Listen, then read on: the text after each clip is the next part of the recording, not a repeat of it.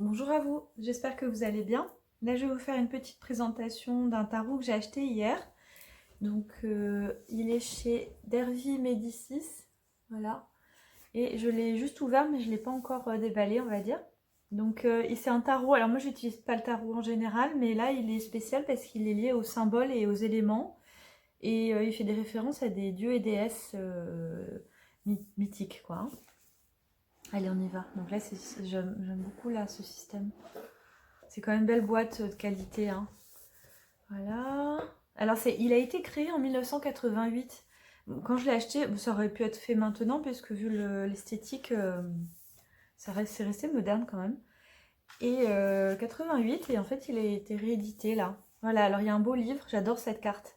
Ça, c'était vraiment elle est au dos aussi de la boîte, et une raison pour laquelle je l'ai acheté. Donc, il y a beaucoup de cartes. Alors, je vais vous dire. Alors, il y a 22 cartes qui représentent les arcanes majeures et 56 cartes d'arcanes mineures en 4 suites. Voilà. Alors, on va découvrir. Donc, vous voyez, je ne l'ai pas encore enlevé. Je sais pas du tout. Alors, le dos, par contre, j'aime pas. Sincèrement. Voilà, ça c'est vraiment le bémol parce que c'est dommage, quoi. Mais bon, peut-être que dans les années 80, c'était la mode. Du coup, c'était bon goût à l'époque, mais voilà, le poil de mon chien. Et petit truc. Bon, enfin, le carton est vachement belle qualité, quoi. Avec ça, et là, on va voir la qualité des cartes. Donc, alors, quand c'est en deux parties, c'est comme le Dakini. Alors, j'adore l'oracle de Dakini, mais c'est pareil, c'est en deux parties. C'est vraiment embêtant. Je le mettrai dans un pochon. Euh, alors, les cartes, elles sont vachement plastifiées. J'aime mieux quand c'est mat. Bon, c'est pas très régulé. Ouais, c'est vraiment ce dos qui est bizarre. Mais bon, après les dessins, ça a l'air vraiment pas mal. Pourtant, on peut pas dire que l'esthétique des années 80, je sois très fan. On retrouve un peu le style aussi. Alors, Notus, dieu grec du vent du sud. C'est génial parce que je suis sûre qu'on peut apprendre plein de choses. Ah oui, quelque chose de très important. Là, ça m'a vachement étonnée. Parce que c'est pas dit sur la boîte, et j'ai vu ça parce que j'ai juste ouvert au début. En fait, ce tarot fait référence à un texte qui était écrit en copte, et qui est un texte très ancien, voilà, qui a été découvert en 45. Il s'appelle Le tonnerre, intellect parfait, et en fait, qui serait les écrits de Sophia. Alors, c'est lié à Marie-Madeleine, en fait. Je me suis dit, waouh, mais c'est génial parce que Sophia, Marie-Madeleine, ce sont des archétypes qui sont liés en fait. Et c'est un texte, voilà, qui s'appelle comme ça. Et ils ont repris en fait à chaque carte les phrases. Donc j'ai retrouvé ce texte effectivement. Et ils ont mis à chaque fois les phrases pardon, de ce texte très ancien. Donc qui date de... donc elle a été trouvée dans une ville égyptienne. Et là, ils le disent pas, mais c'était voilà écrits par les premiers textes gnostiques, écrits et recueillis par les premiers chrétiens. Et moi, l'oracle de Marie-Madeleine, je l'ai fait en fonction aussi de la gnose chrétienne. Voilà. Enfin, pré-chrétienne même. Voilà. Donc, sans le savoir, j'ai été attirée par ce jeu. Et en fait, il y a un lien, quoi. Bref. C'est intéressant quand même, je vous fais une introduction un peu longue, mais c'est important. Il y a voilà, les zéphyrs, bon, enfin, il y a un lien. On va comprendre Dieu assyrien, babylonien des cieux. Il faut avoir l'histoire pour comprendre aussi. Ça fait très, voilà, très égyptien, quoi, du coup. Quetzalcoatl, l'ozone, il est génial. J'aime beaucoup l'idée, en fait. Elle date de 88, hein, c'était pas tellement très populaire de faire des jeux de tarot originaux, enfin pas autant qu'aujourd'hui, quoi. Hermès, voilà, j'arrête de parler. Ah, c'est beau, j'aime beaucoup. Et pourtant, vraiment, moi je suis pas à la base fan, c'est super beau, hein.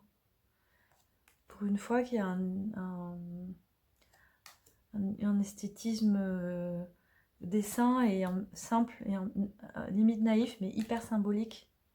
C'est ça que j'ai bien aimé, on dirait de l'ail, de la graine, une graine. Et ça tourne, ouais. Bon, elle risque d'être longue cette vidéo, tant pis. Ce jeu, il est très intéressant, hein. Ah oui, ils ont mélangé, voilà. Là, 4 de terre, argile, Boshisha, dieu créateur colombien. Et c'est bien, on apprend plein de choses. J'aime bien ces jeux-là, voilà. C'est pas juste... c'est comme le botanique des dieux. On cherche à avoir des histoires. Des Ushas, déesse hindoue de l'aube. Séisme, tiens, c'est intéressant, faudra voir. Bon, on va se tirer juste une carte parce que sinon ça va être beaucoup trop long. Et puis je lirai l'interprétation. Bon, enfin, c'est vraiment... voilà, tout ça, ça doit être les arcanes mineurs. Je sais pas, ah, la foudre. Vous voyez la symbolique là, c'est puissant quand même au niveau des imageries. On a quelque chose, voilà, moi ça fait très années 80, les petits triangles comme ça là. Mais ça reste un beau travail. Vraiment, je suis super contente parce que j'en ai jamais entendu parler. J'étais à la librairie hier, là où justement j'étais trop contente de trouver mon oracle en rayon. Et je vois celui-là. J'aime bien regarder, hein, évidemment, j'en achète des oracles. Mais celui-là, j'aime pas les tarots. Je me suis dit, mais alors, il sortait du lot, quoi, vraiment. Et en fait, en lisant l'histoire avec le vieux texte copte et tout, c'est encore plus magique. De feu. Bon, par contre, la qualité des cartes, moi, bon, évidemment, c'est fait en Chine, hein, c'est pas des jeux en carton, mais je suis moins fan, mais ça va, c'est quand même de la belle qualité quand même, hein, et qu'elles sont quand même épaisses. Parce qu'il y en a, c'est très fin, c'est pas grave. Le fou, comme ça, c'est beau, enfin, je sais pas qui a fait les illustrations, mais ils ont des noms anglais les deux, hein. On va voir. C'est peut-être un jeu qui a été traduit. C'est très intéressant. Bon, je vais pas m'endormir sur les cartes. Parce que voilà, j'ai un peu le nez pris, je vous l'ai dit, je sais pas si ça s'entend, mais j'ai une allergie au pollen et ça fatigue beaucoup là. Il est magnifique celle-là, regardez. Transformation. C'est très beau, c'est très beau. Ouais, ils ont repris des... oui, voilà, bah voilà, ça c'est les... Donc à gauche, c'était tous les arcanes mineurs et là, c'est les majeurs. La tour, l'étoile, la lune, waouh. Superbe. Ah, je l'étudie, je vous ferai des tirages avec ça, c'est superbe. Ça, je l'adore. Pourquoi, j'en sais rien, mais enfin, les couleurs aussi. Très beau. Oh là, c'est beau. J'espère que ça vous plaît aussi. C'est pas mon style graphique, mais ça donne envie de faire dans un style comme ça. C'est très très beau travail. Et pourtant, voilà, je vous dis, c'est pas récent, hein. C'est pas récent du tout. Voilà. On va se faire une arcane majeure. C'est le majeur, ça? Ouais, c'est un mélange. Le puits, océan, je sais pas. Bon, allez, on va se prendre juste une carte. Je mélange tout. Bon, il est tout neuf, alors... Ça, les jeux pelliculés, quand ils sont tout neufs, ils adhèrent toujours un peu. Je sais pas si vous vous souvenez d'une vidéo. Oula. Oh, ben, bah, la sauter, on va la prendre. Ça, comme ça. Alors, vent, 7 d'air. Du coup, je sais pas où je vais la trouver, celle-là.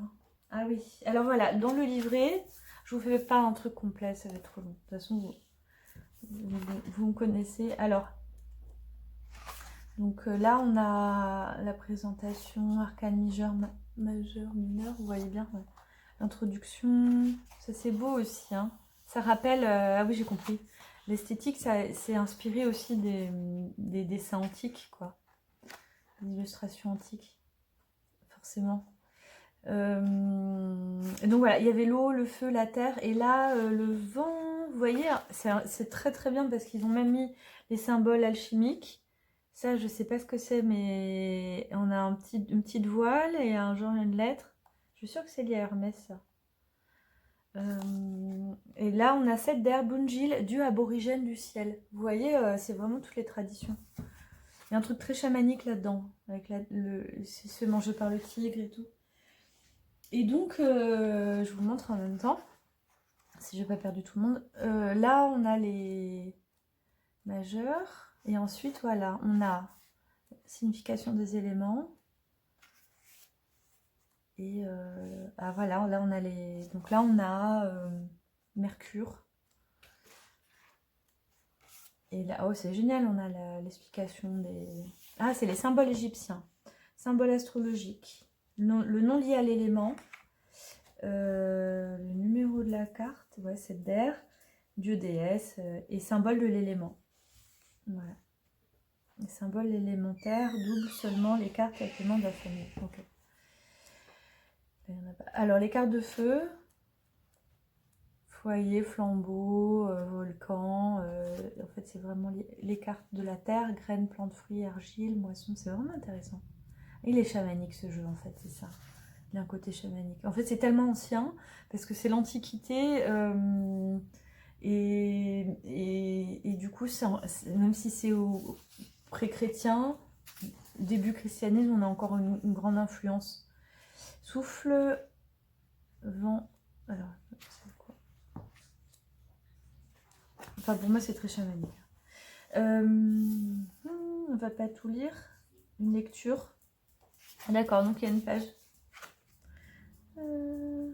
Donc voilà, ils décrivent la carte au début. Donc ils disent, voilà, un personnage...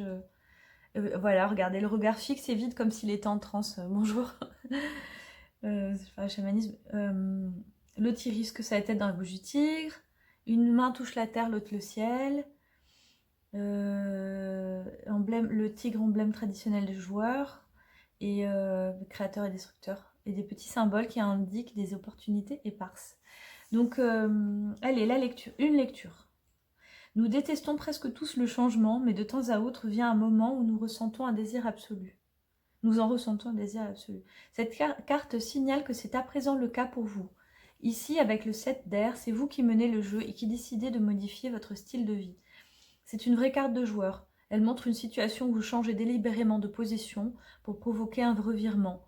On dirait vraiment les interprétations style tarot. Je ne sais pas si vous voyez aussi quoi. Vous prenez un risque pour quitter le statu quo. Pour moi, c'est le langage tarot, ça. C'est pas le langage oracle. C'est l'imagination à profusion. La stimulation de Neptune accroît nos pouvoirs imaginatifs, nous donne à voir des choses. Mais Neptune, il est en dessous de Mercure, il est là.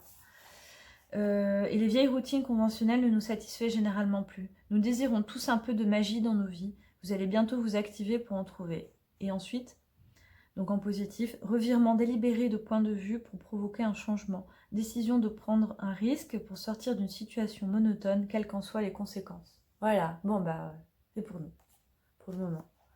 Voilà cette présentation de ce magnifique tarot, donc le tarot des éléments.